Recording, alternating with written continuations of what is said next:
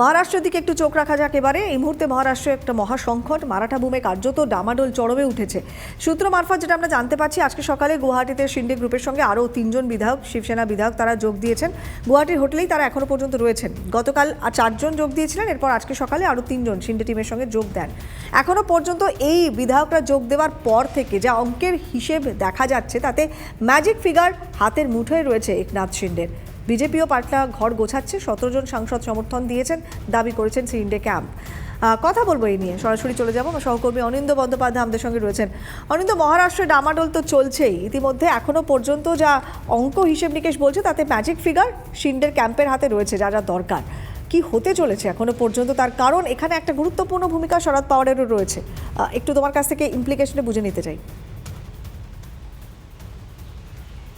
দেখো, সবার আগে ম্যাজিক ফিগার হাতের মুঠোই নয়, একদম পকেটে।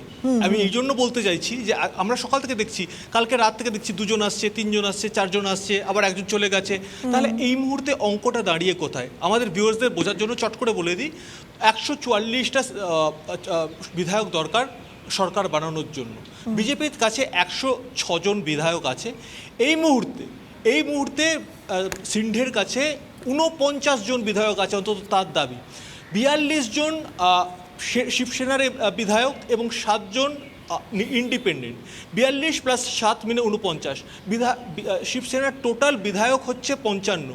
সেই 42 জনই কিন্তু এখন একনাথ ক্যাম্পে, অন্তত তাই দাবি। এবং টোটাল মিলে 49 প্লাস 106 যদি তুমি করো, তা 144-এর অনেক পার। তাহলে খুব সহজেই হেসে খেলে সরকার বানাতে পারে যদি বানাতে চায় এই দুজনে মিলে। এবার ইমপ্লিকেশনটা অবশ্যই আমাদের বুঝতে হবে যে এটা কিন্তু পার্সোনাল, এটা জিনিসটা একটা রাজনীতিতে হয় রাজনীতিক লড়াই, আর একটা হয় পার্সোনাল লড়াই। এটা কিন্তু বিজেপির পক্ষে একটা ইজ্জত কা সওয়াল, হিন্দিতে একটা শব্দ আছে, ঠিক ইজ্জত কা সওয়াল। আমরা দেখেছিলাম দুজনে একসঙ্গে ভোটে লড়েছিলেন, কিন্তু ভোটের পরে যখন জয় হলো তারা বললেন, উদ্ধব ঠাকরে বললেন যে আমার চিফ মিনিস্টারের পদ চাই, কথা হলো না। তিনি চলে গেলেন কংগ্রেসের সাথে এবং এনসিপির সাথে বারবার। তাই জন্য বিজেপি বারবার অপারেশন লোটাস করেছে। আমরা দেখেছি একবার 2019-এর নভেম্বর মাসেও করেছে, সেটা সাকসেসফুল হয়নি। কিন্তু এবারের যদি অপারেশন লোটাসটা দেখা যাচ্ছে এবং সত্যিকারেরই যদি দুজনের সাথে আসেন, এটা কিন্তু আটকানো প্রায় অসম্ভব। সম্ভবত তাই জন্যই আমরা দেখেছি বর্ষা থেকে ছেড়ে মাতোশ্রী গেছিলেন, সেই জন্যই সম্ভবত তিনি বৈঠক ডাকছেন এবং একটা বলে দিচ্ছেন। এবং এই যে এনসিপির বৈঠকটা চট করে বলে দিই, ডাকা হয়েছে আজকে বিকেল 5টায়। সেই বৈঠকে কিন্তু একরকমভাবে বলে দেওয়া হবে যে চিফ মিনিস্টারশিপ নিয়ে এর ভবিষ্যৎটা কি।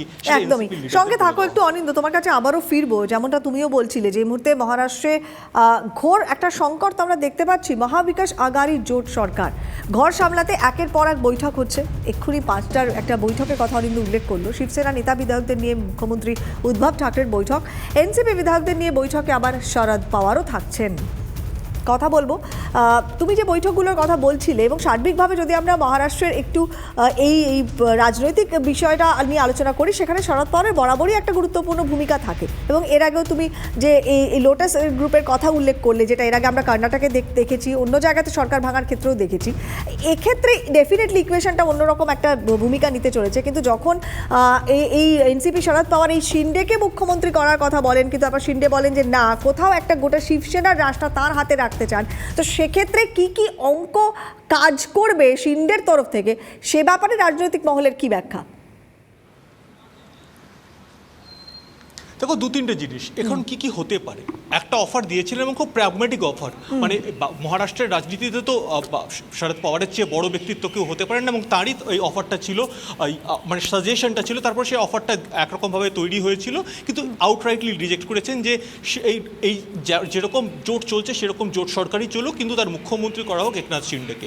তার বক্তব্য, না, বেরিয়ে আসতে হবে আপনাকে, এবং বেরিয়ে আসলে একা শিবসেনা সরকার করতে পারবে না। সেক্ষেত্রে অবশ্যই মানে লজ্জার মাথাকে বিজেপির কাছে তার হেল্প চাইতে হবে। সেটা 1 নম্বর অপশন, সেটা শিবসেনা এই মুহূর্তে করছে না। অপশন নাম্বার 2, একনাথ শিন্ডে নিজে একটি পার্টি গঠন করতে পারেন, সেই পার্টিতেই 49 জনকে নিতে পারেন এবং 49 জনকে নিয়ে এনডিএতে যোগ দিতে পারেন এবং তিনি সেই পার্টিটার হেড হবেন এবং এনডিএতে থেকে নতুন সরকার গড়বেন। 3 নম্বর অপশন, তিনি সবাইকে মিলে বিজেপিতে যেতে পারেন এবং বিজেপি যোগদান করতে পারেন এবং যোগদান করে সরকার করতে পারেন। এখন একটা সুবিধা, অন্তত তার যে দাবি, সেই দাবি যদি সত্যি হয় তাহলে হচ্ছে যে কোনো পার্টি যখন তুমি ভাঙো, পার্টি থেকে বেরিয়ে আসো, তখন একটা অ্যান্টি ডিফেকশন ল তৈরি হয়ে যায়। তুমি যেখান থেকে জিতে এসছো সেখানে আবার বাই ইলেকশন হয়, কিন্তু সেটা যদি 2/3 হয় সেটা কিন্তু হয় না।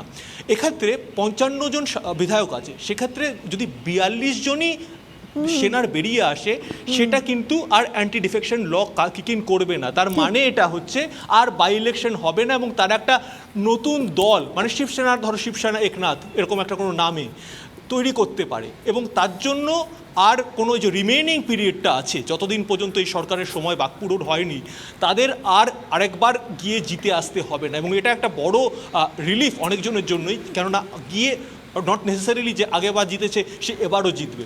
তো স্বাভাবিকভাবেই এখনই অ্যাডভান্টেজ একনাথ শিন্দে, এতে বলতে আমার 1%ও দ্বিধা নেই। ধন্যবাদ অনিন্দ, আবারও পরবর্তীতে যোগাযোগ করব। তুমি যে কথাগুলো বললে অত্যন্ত গুরুত্বপূর্ণ এবং পার্টিনেন্ট, এবং আমাদেরও নজর থাকবে যে এরপর কি হয়। এদিকে গুয়াহাটিতে যেখানে এই মুহূর্তে সাংসদরা, বিধায়করা উপস্থিত রয়েছেন, সেখানে ঠিক কি অঙ্ক চলছে, সেখান থেকে আদৌ কেউ আবার মহারাষ্ট্রে আসবেন নাকি না, যাবতীয় যা কিছু সিদ্ধান্ত নেওয়া হবে সেটা সেখান থেকেই নেওয়া হবে। যে বৈঠকের কথা বলা হচ্ছে সেখানে ভার্চুয়ালি মিট করবেন, সেখানেই সিদ্ধান্ত জানানো হবে, সেদিকটা অত্যন্ত ইন্টারেস্টিং।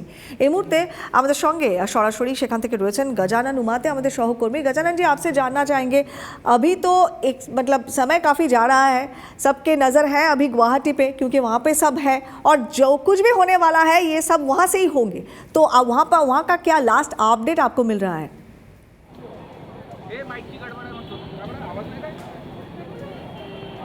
अभी थोड़ी देर पहले शिवसेना के जो बागी विधायक है, 42 विधायकों की एक बहुत महत्वपूर्ण बैठक मीटिंग यहाँ हुई और उसमें डिसाइड हुआ है कि आने वाले दिनों में लीगल मूव कैसे किया जाए। सबसे पहली बात डिसाइड हुई कि जो सिंबल है शिवसेना का, जो सिंबल है धनुष्य बाण, वो हमारा शिवसेना का एकनाथ शिंदे जो बागी विधायकों के साथ यहाँ आए हैं उनका सिंबल कैसे बने, ये पहली डिमांड उनकी है। उनके लिए लीगल जो एस्पेक्ट्स है वो चेक कर रहे हैं। दूसरी एक महत्वपूर्ण बात ये है कि जो महाराष्ट्र में सरकार अभी बनी हुई है वो उस सरकार का जो सपोर्ट है वो निकालने की कोशिश यहाँ से हो रही है। उसके लिए शायद आज गवर्नर को प्रस्ताव भी भेजा जाएगा।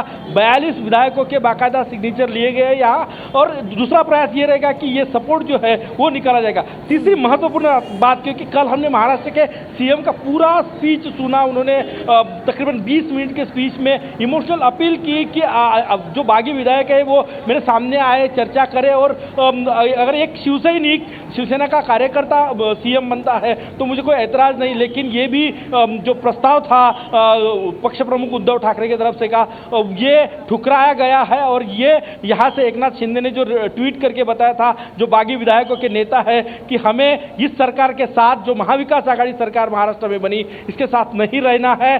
तो जाहिर सी बात है आज सपोर्ट निकालने के बारे में यहाँ बैठक हुई है। 42 विधायकों की जो बागी विधायक है सपोर्ट निकालने की बात हुई। दूसरा महत्वपूर्ण है कि यहाँ ताकत किसके पास ज़्यादा है, क्योंकि अभी अगर बात करें तो 57 विधायक में से 42 विधायक अभी एकनाथ शिंदे जी के साथ है, 12 या 13 विधायक बस उद्धव ठाकरे के साथ है। सबसे ज़्यादा विधायक एकनाथ शिंदे के साथ है। इसके लिए वो चाहते हैं कि ये शिवसेना, जो रियल शिवसेना है, वो हमारी पार्टी है, और उसके लिए लीगल मूव क्या क्या करना चाहिए, वो स्पीकर को क्या प्रस्ताव देना चाहिए, इलेक्शन सेंट्रल इलेक्शन कमीशन को एप्लीकेशन कैसे किया जाए ताकि सिंबल मिल सके, ये सभी बातों पर यहाँ चर्चा हुई। आज हो सकता है कि महाराष्ट्र के गवर्नर को एक प्रस्ताव यहाँ से भेजा जाएगा जिसमें सभी विधायकों के सिग्नेचर लिए गए हैं कि इस सरकार का जो सपोर्ट दिया गया था महाविकास आघाड़ी सरकार को, इन सब विधायकों ने वो सपोर्ट विड्रॉ कर सकते हैं। उसके बाद बीजेपी के साथ सत्ता बनाने की पहल जो है